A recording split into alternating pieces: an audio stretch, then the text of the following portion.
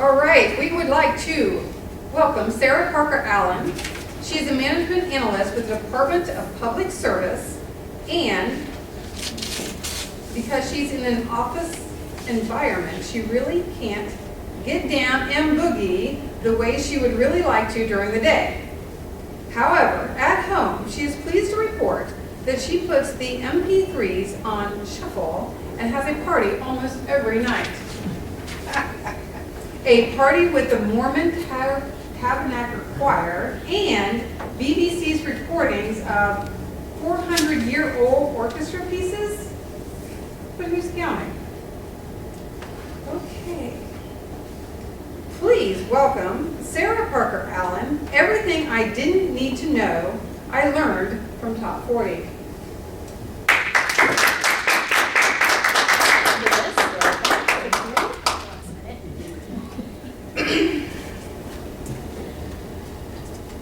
I was deprived as a child. It's completely the fault of my parents.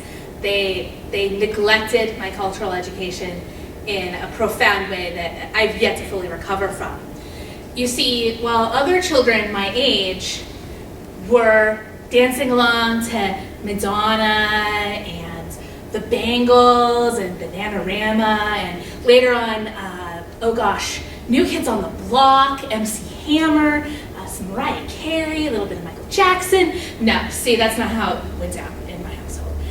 See, my mother majored in classical piano performance, and she really liked talk radio, and she believed that cable was pretty much a scam and an outrageous demand on her money, so we never had it. And as a more or less direct result, in her house, the most recent stuff that I ever heard came from the Beach Boys. And she had the tapes. She actually had the what are those called? The 45s? Yeah. Okay. I know how to run a record player, right? My father, on the other hand, the 70s were hard for him. He was a major Beatles fanatic. Then they broke up. He really liked the hardcore rock and roll. And then disco came. And that was tragic. And so he rebelled by refusing to listen to anything that was recorded after 1972. Which basically meant that as a child in his household, we listened to K-Earth 101, the best of the 50s and 60s, all the time. So I didn't know anything about popular current music when I was a kid. I knew Pete Seeger, and I knew, the Beatles again. Who was that guy that did Monster Mash? I knew him too. Anyway. Very good, thank you. Then everything changed. See, we moved to a place where there was no broadcast TV reception at all. We got one TV channel that was kind of fuzzy, and that was it. So my mom got cable, and I got to watch MTV. I was 12. So cool. Little did I know that I would be horribly corrupted. Because, you see, it turns out that popular music is actually full of nothing but the worst possible stuff you could possibly learn. I'm going to give you 3 examples today. The first, infidelity and flat-out cheating on other people is the only key to happiness and personal fulfillment. All right? That's lesson number 1 that I learned from popular music. All right. Lesson number 2, successful, beautiful, desirable women are all sociopaths. They're crazy, they're insane, they are self-absorbed, they are evil. All right? Those are the desirable women. Okay? Lesson number 3, dancing solves everything. There is no such thing as a problem that can't be solved with dancing. So number 1, infidelity. All right? Now see, this is actually a song that I knew as a kid. It was a little, they snuck it into that 50s and 60s channel. Do you like pina coladas? Yeah. That's actually, I'm Mormon, so that's all I know about pina coladas is that song. All I knew was that there was a guy who liked pina coladas. Actually, it was the girl who liked pina coladas. But anyway, that song was about how their lives were difficult and tragic, and they were completely unfulfilled, and then they both independently decide to cheat on each other. And that's how they discover true happiness and personal fulfillment.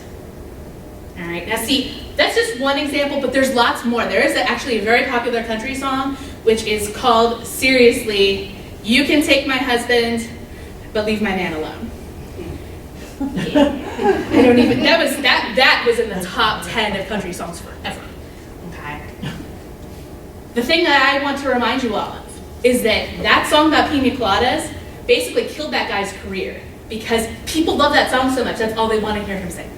All right, lesson number 1, infidelity, key to personal happiness. Lesson number 2, successful, beautiful, desirable women are all sociopaths.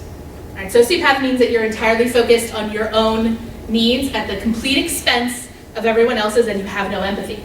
We give you a couple of examples here. Any man of mine better be proud of it. Even if I'm ugly, he'd still better love me. Remember that song? Yeah. If she burns dinner, he'd better say, he likes it like that. Right? She can be late to a date, but he'd better be on time. All right? Completely, totally selfish, and she's beautiful, she's desirable, right? Madonna, she's a material girl. That's all she wants, stuff. Remember that one? Yeah. Start thinking about it, people, because seriously, all desirable women are sociopaths. Cecilia, just think about it. I used to think that was a fun song when I was a kid. Lesson number 3, everything can be solved by dancing. See, when I was a child, we didn't have MTV, and there was no such thing as music videos. So I thought that all problems could be solved by a nice car or possibly a guitar of your own. All right, but no. See, everybody, put your hands in the air, wave them like you just don't care. All right, watch Grease, watch West Side Story. Watch any music video produced after 1985, all right? Madonna's another big offender here too, actually. Vogue, you remember that one? Yeah. All right, so again, serious, messed up ideas in my head. And remember, music is a straight line into your head. You have memorized all of these songs without even knowing it. It's in your subconscious now, controlling your every action, okay? And mine too, all right? So, just take a moment to be a little bit regretful. Realize that everything we didn't need to know, you learned at some point. Thank you.